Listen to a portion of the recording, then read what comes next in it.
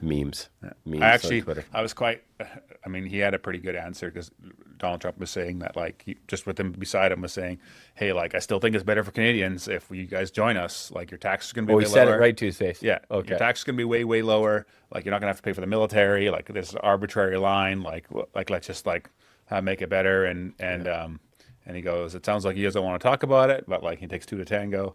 And then Mark Carney's like, yeah, he goes, not everything's for sale. The White House isn't for sale. Buckingham Palace isn't for sale, and Canada's not for sale. It never will be. And so I thought it was like it was a pretty decent answer. Now I've seen it all over online on CBC and CTV. It was all over. What a great answer Mark Carney gave, of course it is fascinating if you think of.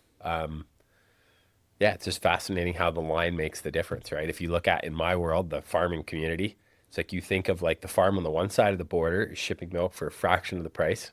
Now where's Mad Max when we need him, right? But like, no, like it's literally an imaginary line. Yeah. Like the fields connect, right? Yeah, There's like, sometimes no fence or anything really.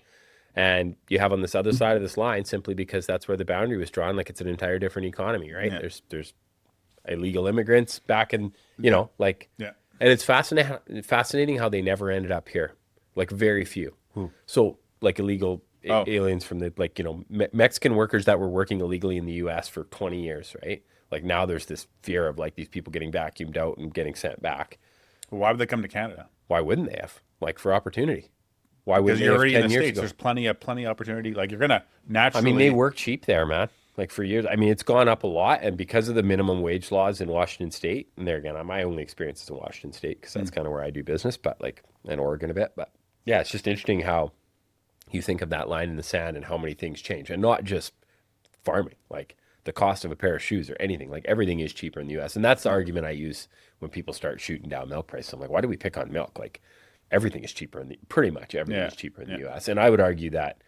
The minute you go away from the border and you go to middle of Washington State somewhere, we'll go on holidays in Orville, and it's like you go buy butter in the store there, and it's more money than in Costco and Abbotsford. So, really, yes, that's a true story. My wife will vouch for that. Okay, I would lie about it, but she wouldn't. So, it is also it's crazy. I'm dead serious. So that's something that people don't talk about. Yeah. Like we get a bad rap, but if you go to like the middle of a state somewhere and it not near the border or whatever, or not in an urban area, like the cost of dairy is pretty high, right? Yeah. Anyways, huge dairy sales happening. Very interesting. Like there's probably not a lot of farmers that listen to this, but like in the last 3 weeks, there's been 15,000 cows, which is probably about 20% of all of BC's dairy population, milk cow population, has got sold in the last 3 weeks in Washington State in one area, simply because people are going out of business because it's so bad. It was so bad here in BC. No, it's so bad in Washington. Oh, these are all farms in Eastern Washington that are selling out. And they're going where they're done. Cows are just getting dispersed. Huge auctions. Like there was a sale the other day. I think it was like 8,000 or 9,000 cows. It was the biggest auction ever. Okay. Yeah. Just why is that? Because they're just bleeding cash. Because of their plant that they built as a co-op cost 3 times what it was supposed to cost, and their check off is like 25% of their milk check is going right to fund the interest payments on this plant. So it's like a production plant to produce. Yeah. Okay. And it's crappy all the way around because I don't think it's a high value plant. Like it's, in the dairy, people don't understand this about milk that aren't into processing or understand milk, but like the milk that you drink is just one type of milk product. Like milk, when it goes to a processor is it's separated into proteins, it's separated into fat, it's separated into powder. Some of it goes overseas for baby formula. Like it's broken down into a million different products or whatever. And so this plant was like a low end, class 4 milk plant, or to my knowledge. I mean, I could be saying the wrong thing now, but so just pretty crappy that they spent that much money on it and now they're just bleeding money. So anyways. Okay.